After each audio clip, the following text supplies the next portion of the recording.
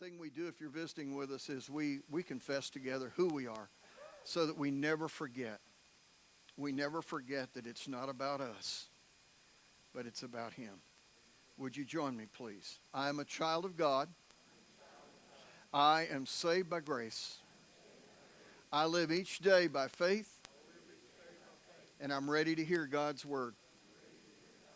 If you'll stand, please. We always stand. I know it's, and listen, we're not standing near as much today as we did a couple of weeks ago, right?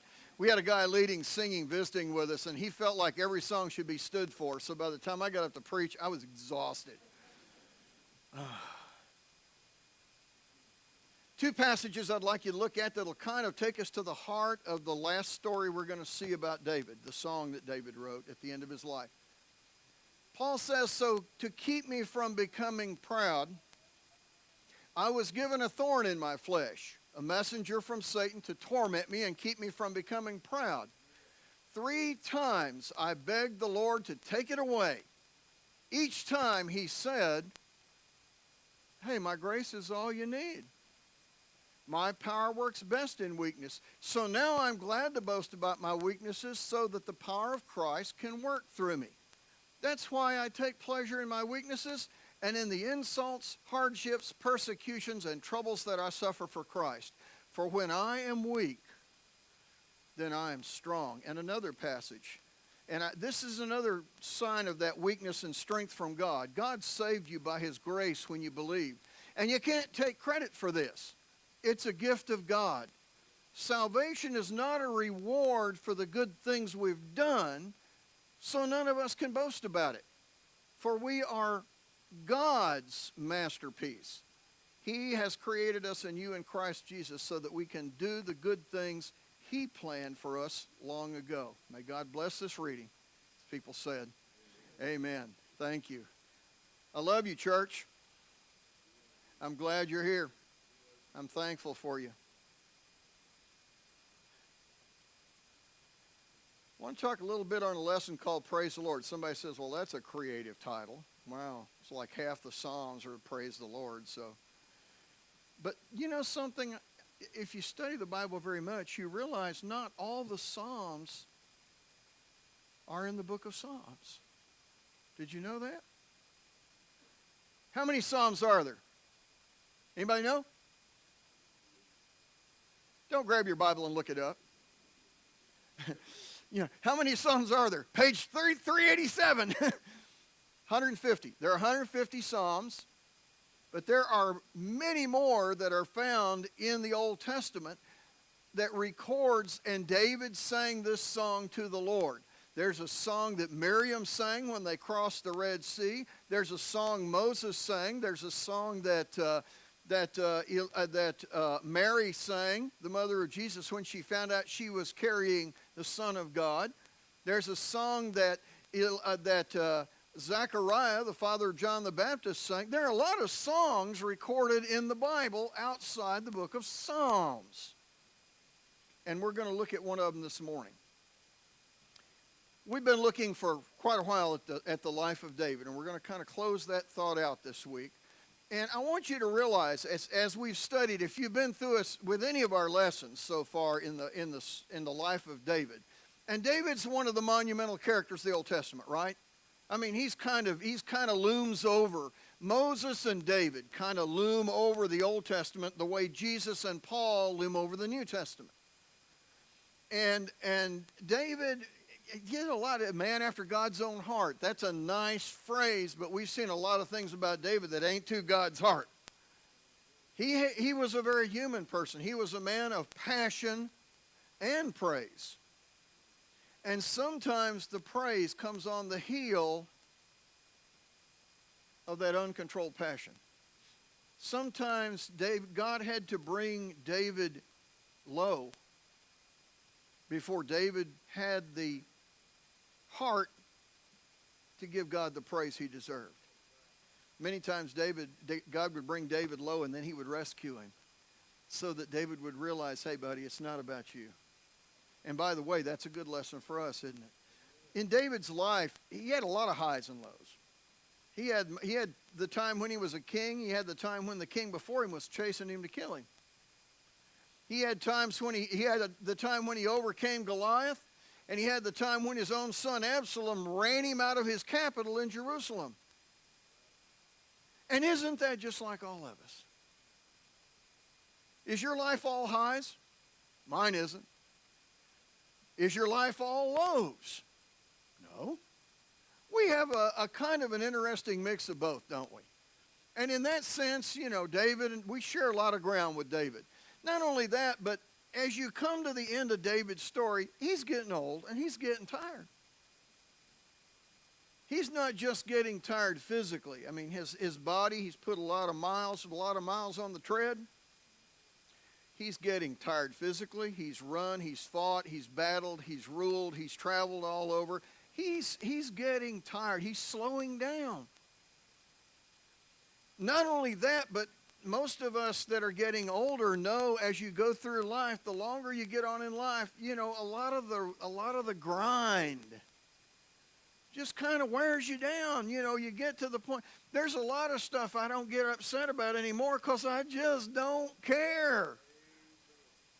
I don't have the energy to get upset about it. And that's okay. When I was 25, I was going to solve every problem in the church, every problem in people's lives, every problem in everything in the world. Nowadays, it's kind of like, well, let me think about that. Is the house on fire at this moment? If not, I may stay in the recliner for a little while. Let me know when it hits the wall just outside this room. And, part of that's maturing. But David, as he looks back toward the end of his life, he looks back over his life and he writes this beautiful, beautiful psalm of praise to God. And what's interesting is he's very frank and open in this psalm, in this song. He talks about how he's messed up and God has brought him back on path. He's talked about how he has been oppressed and persecuted by enemies and how God has rescued him. He's talked about how he's drifted away and God has gently kicked him back into line sometimes. This is the reflection of truly, if there is a passage that shows that David's a man after God's heart, this psalm does. And I'd like us, we're not going to read every word of it all the way through, but I want you to see 4 great things that David tells us about his God. And I hope it's true about your God as well. Because, David has learned through the hard times and the good times what God is really like. And I love his summary. Number 1, he says, when times are tough, God is our only security. Sometimes you don't have anybody else to rely on. Family's wonderful. Friends are great. Neighbors are incredible. I've seen stories the last few days of story after story on television, on Facebook, and other places of neighbors and friends coming to the aid of others. Haven't you seen those? Where they had a guy on Nashville television yesterday who talked about, his whole neighborhood was flooding and all of his neighbors gathered and filled sandbags and built it around the front of his house to keep his house dry. And he just stood there and he says, it's just unbelievable. I don't know what I would have done without my neighbors. I think that's great. Sometimes you don't have neighbors or friends or family. But there's one who's always there. God says, I'll never leave you. I'll never forsake you. I'm with you always, even to the end of the age. First 20 verses of this psalm, David draws that out. He says one thing is David's his rock and his fortress. Now, as a kid growing up, I used to watch the old westerns. Any of you used to watch the old westerns? Now, of course, it depends on what you mean by the old westerns, right? I'm talking about the good ones. John Wayne. The Duke, man. He walking around. Well, I'll tell you what now. He was, that was pretty good, wasn't it? That's pretty good? Yeah. Well, all right, Pilgrim. Used to love to watch it. And one common theme, whether it was TV or whether it was movies, was they always had shootouts. It was not a good movie if you didn't have a big shootout sometime. Bad guys would get in there and they'd bushwhack the good guys. Where do people always go when the shooting starts? They run up in the hills and they get behind the rocks. By the way, I have a good friend who had some ties to Hollywood when we were in California. We went out one time and actually walked through some of the old sites outside of L.A. where a lot of that stuff was filmed. And it was really neat to see some of the actual settings where those movies were filmed, which are basically right in the middle of L.A., which is not too romantic. But the thing is, whether it was the good guys or the bad guys, the minute they were in danger, what did they do? They headed for the rocks. They'd get up in the hills, and they'd get behind the rocks, and they'd hide, and they'd stick their head out, and they'd boom, boom, boom, boom, and then they'd pull their head back. They go boom, boom, boom, boom, and they'd pull their head back. Why did they hide behind the rocks? Because bullets ricocheted off of them. And the dumb guys were always the ones that would run out from behind the rocks and go, ah, and run right at them, and they go boom, boom, boom, boom, boom, boom, boom. About 40 bullets would hit the guy, and he'd drop dead. And I thought to myself, you're so stupid. Why didn't you stay behind the rocks? You were doing fine as long as you were back there. What's the deal? Sometimes I want to say that to people in their lives. God is your rock. God is your Fort Apache. God is your stockade. God is your fortress. God says, hide behind me. I'll deflect the shots. I'll slap them away. The only way you're going to die is if you get dumb and come out from behind the rock and try to do something crazy. But we do that in our own minds, don't we? In our own minds, we think, I can handle this. I'll take that other side. I'll go down and get them all. And next thing you know, they've got you laid out in a box downtown so everybody can drive by and look at you. Yeah. Learn to stay behind God and hide in his will, because God is your rock and your fortress. The Lord is my rock, my fortress, and notice the other phrase, and my Savior. God is my rock in whom I find protection. He's my shield, the power that saves me, my place of safety. All of us need a safe place. All of us need a place with all the mental battles that we deal with and all the garbage in life that we have to process through. It's important to have a safe place that you can just kind of slip into. Kind of like one of those onesies. I don't have any, but I understand. Dale, do you have a onesie? Don't? We need to get Dale a onesie. Tommy, you got one?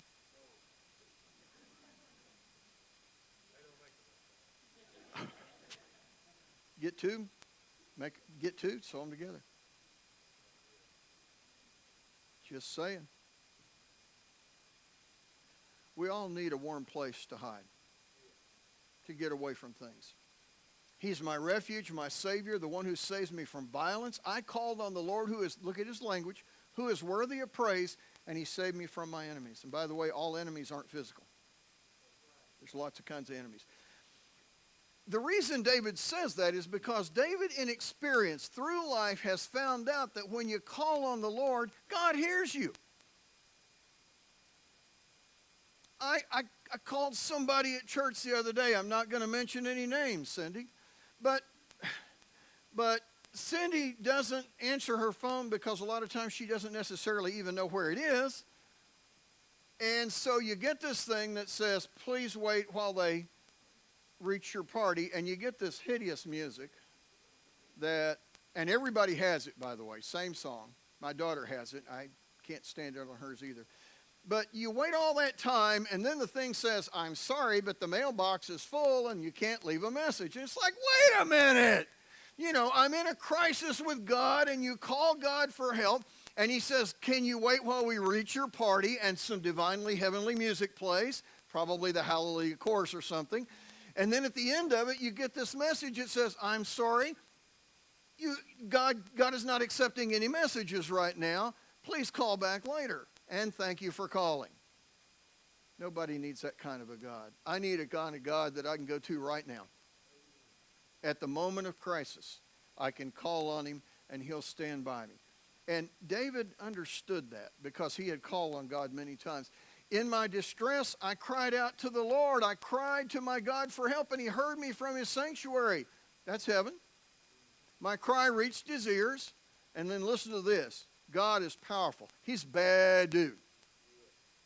You know, the worst thing in the world is to get in a pickle and call for your big brother to come bail you out, and big brother don't show up. Now you in trouble. You done let your mouth get in the way. Sometimes we do that with God. He says, then the earth quaked and trembled, and the foundations of the heavens shook, and they quaked because of his anger, and smoke poured from his nostrils, and fierce flames from his mouth. Glowing coals blazed forth from him. A little creepy, huh? Does it sound like a volcanic eruption?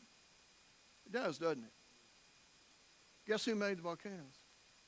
You know, one thing nature teaches us, and sometimes nature's a little bit overwhelming and intimidating like it is in this area right now, but one thing it tells you is how incredibly, incredibly powerful God is. Because what we're seeing around us in nature is just a drop in the bucket. It's just a small taste of what God is capable of. It's unbelievable. So God hears us and he's powerful. And the bottom line is, what does God do? He takes care of his people. That's what he does. He takes care of his kids. What parent's not going to run to the side of their kid the first time there's an emergency of some kind?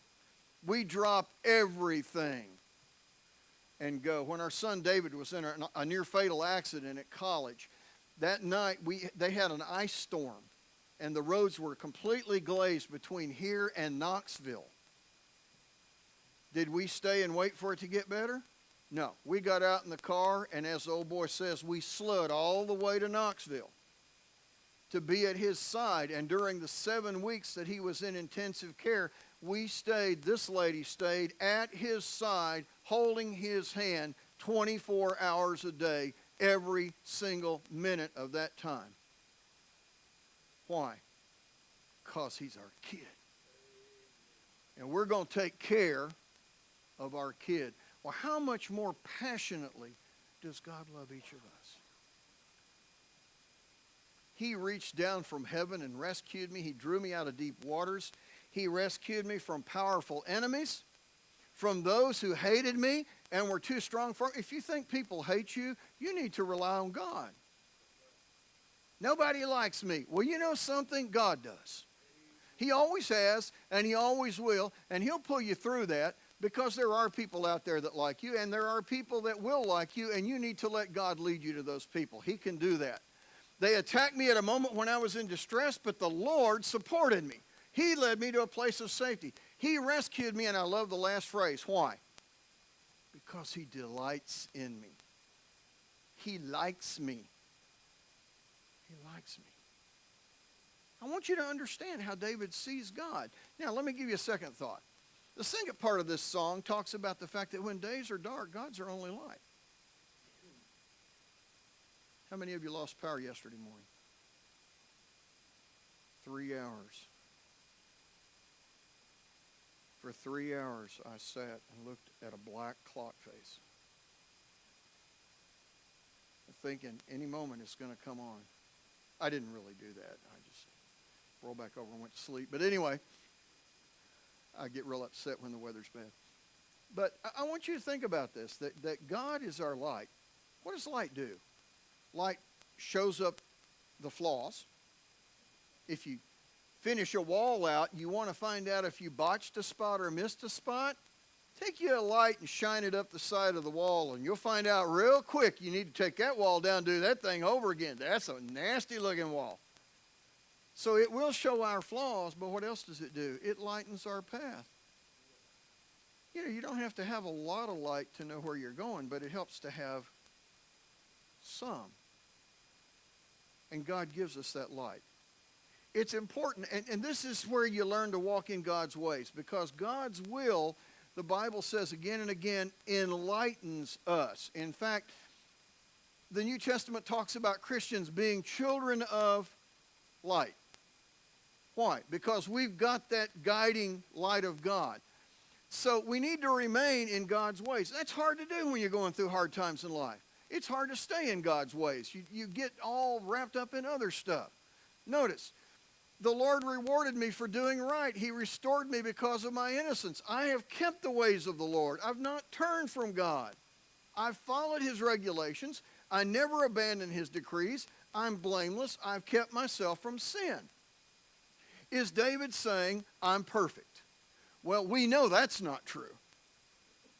But David has tried to the best of his ability. You know, he's kind of like the guidance system on an airplane. You set the autopilot, and does the autopilot guarantee that the plane will not veer slightly off course? Well, you can't prevent that. Wind currents, jet stream, temperature, weather conditions can cause that plane to slide and shift. What's the purpose of the autopilot? It says to the plane, nope, back over here. Nope, back over here. Nope, you're too low. The autopilot keeps you kind of on the track you're supposed to be on. That's God's word. It doesn't keep you from veering off course sometimes because the winds of life are going to push you a little bit. But if God is within you and controlling your heart and your thoughts, you're always going to start sliding back. You know, those tail flaps are going to adjust a little, and you're going to slide back over and get back on that path. Because if you don't, the longer you fly, the further away you get from where you need to be. So, what David says then is, he looks back and he says, you know, I've noticed that when I'm faithful to God, God takes care of me. He rewards me for being the right person at the right place at the right time. There is a virtue in being in the will of God in what you do in your life. Here's how he says it. The Lord rewarded me for doing right. He's seen my innocence. To the faithful you show yourself. I love this. To the faithful you show yourself faithful. To those of integrity you show integrity. To the pure you show yourself pure. But to the crooked you show yourself shrewd. He'll take them down. We're going to talk about that in a minute. You rescue the humble. Your eyes watch the proud and humiliate them. Lord, you are my lamp. The Lord, I love it, the Lord lights up my darkness. What a beautiful phrase to describe God's direction in your life, God's guidance in your life. You light me up. You know, as Pat Boone's daughter said, you light up my life. I love that song. Half of you are sitting out there saying, huh? Who's Pat Boone? Who's Pat Boone's daughter? What's you light up my life? What's that? That's the same group that doesn't know who John Wayne is, by the way. Yeah, you guys can't go to heaven, by the way, if you don't know those things. So you might want to check with me afterwards. First thing happens, you get to the gate, God's going to say, okay, who's the dude? If you don't know the answer to that, you are in trouble. Yeah. When our walk is weak, God's our only strength.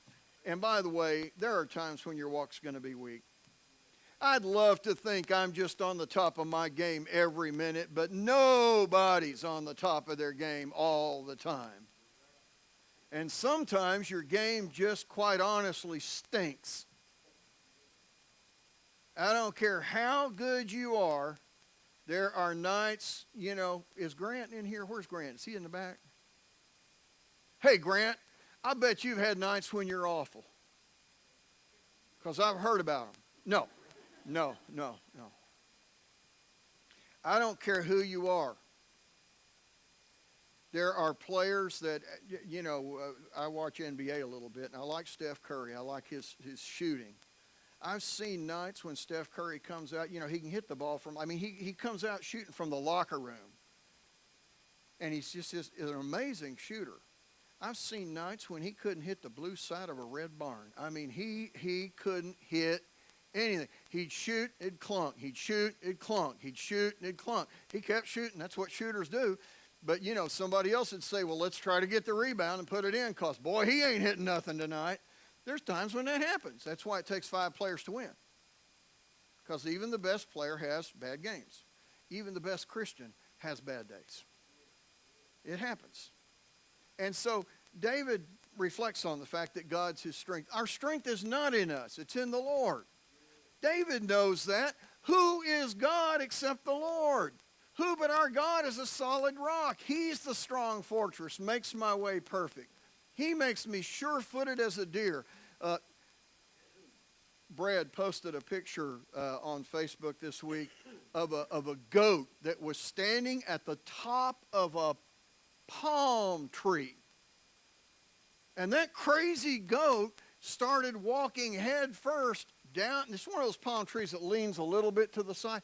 That goat started walking down the palm tree head first, 1 foot at a time, walked all the way down to the bottom. And I just happened to be studying this passage at the time, and I thought, boy, I ought to put that up as an illustration.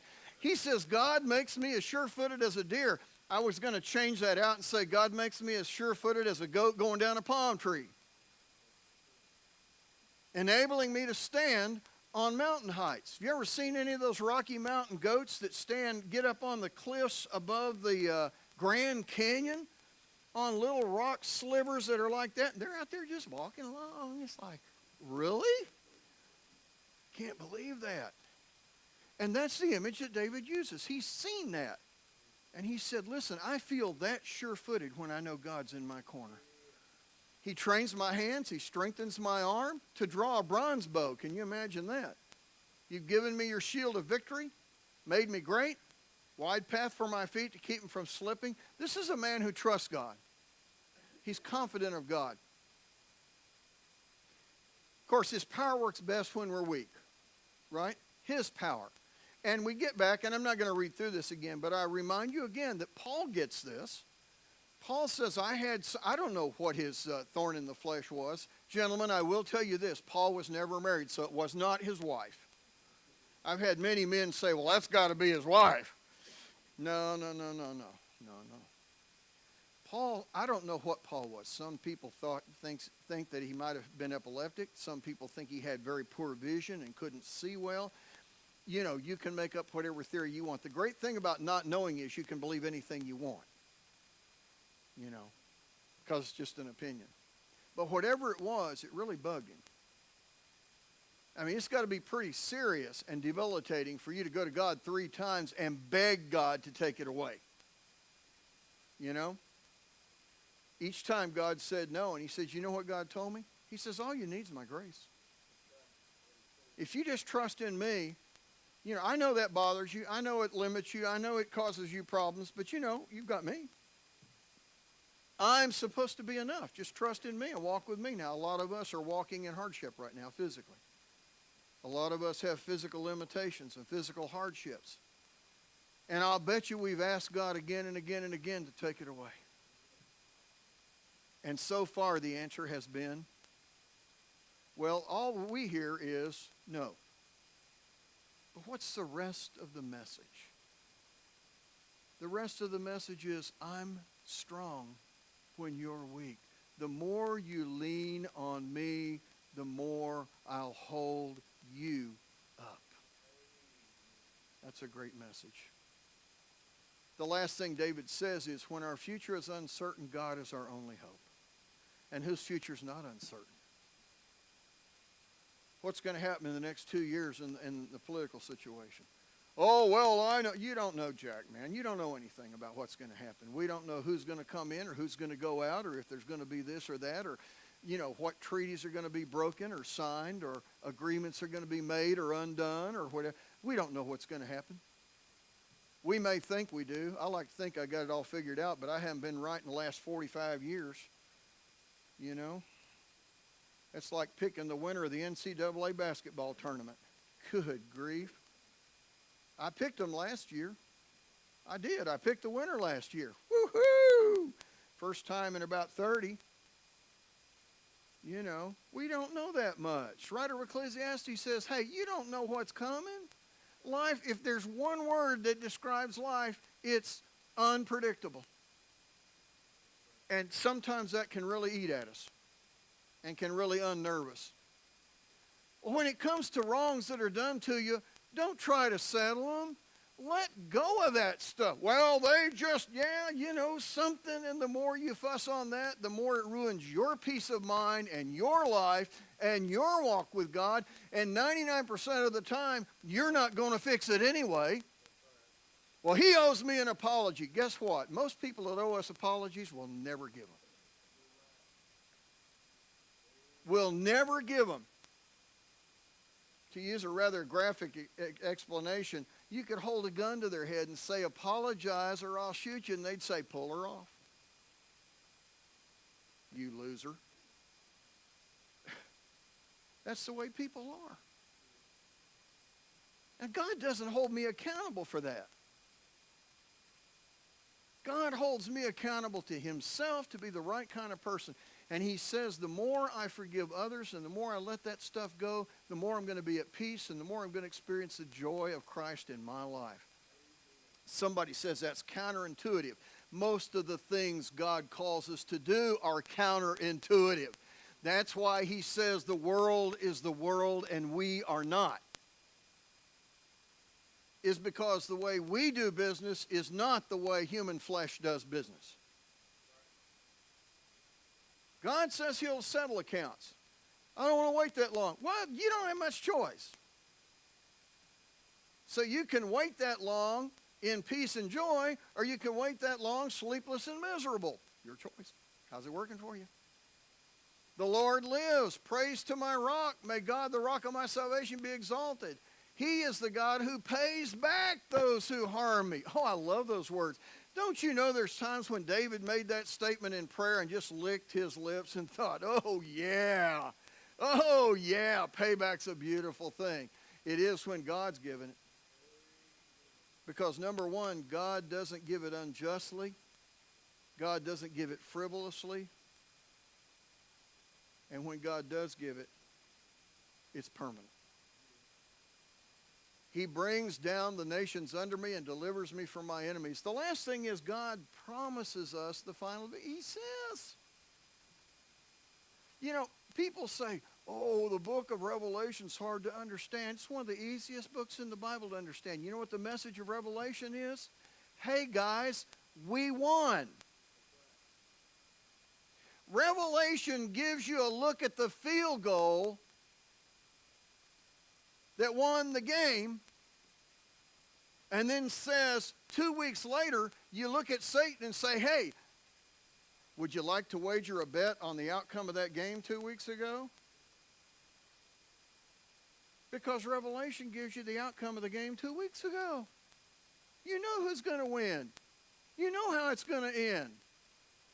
And John says, so therefore, go all in with your life. Don't just bet a little bit, go all in, because you already know what the next card is. You know you're going to get the winning card. Push that pot in the middle and say, hey, I'm all in. Go all in for God. Why? Because you know how the hand's going to end. You're going to win it. He says, for this, O Lord, I will praise you among the nations. I'll sing praises to your name. You give great victories to your king. You show unfailing love to your anointed. And notice the last word, forever. Forever. See, that's the beauty of God. God has time to settle everything because he works on the forever end of life. And so it all gets sorted out. You may never get justice in this world, but you sure will in the world to come. So, what does God say? David says God is our security in tough times. He's our light in dark times. He's our strength when we're weak. And he's our hope in an uncertain world. What kind of God do you believe in? Years ago, J.B. Phillips wrote a book called Your God is Too Small. I believe that book could apply to almost everybody in the world. We tend to have a very small view of God when God is a very big God. Let me encourage you as we close out our thoughts on the life of David to realize that David is really all about how God was engaged in and involved with his life at all times. Even when he was in the cave, hiding in the back, all by himself, with nobody to support him. Even there, in the midst of the darkest, coldest moment of life, God was right there behind his shoulder. Or in some cases, standing in front of him. The minute he faced that powerful beast, Goliath, and stood looking up at him, as Goliath held a spear that weighed as much as David. When he slung that one smooth stone at the head of that beast, guess whose hand guided it to his temple? It's God. See, through everything David had been through, he's figured that out. And he writes for our learning to say, hey, figure it out. I hope you can figure it out this morning. If you're not a Christian, right now, right here, let's do that. Come to Christ, put your faith in him, give him your life, hand him your sins, be baptized into Christ, let him wash your sins away, and raised to walk a new life, the Bible says, in the family of God. If you're not a Christian, we'd encourage you to make that decision. If you're a Christian, hey, you're going to be okay. You got a good guy on your side. Focus on that. Let that be your strength and your encouragement every day. And go out there and live the way God would have you to live while we stand in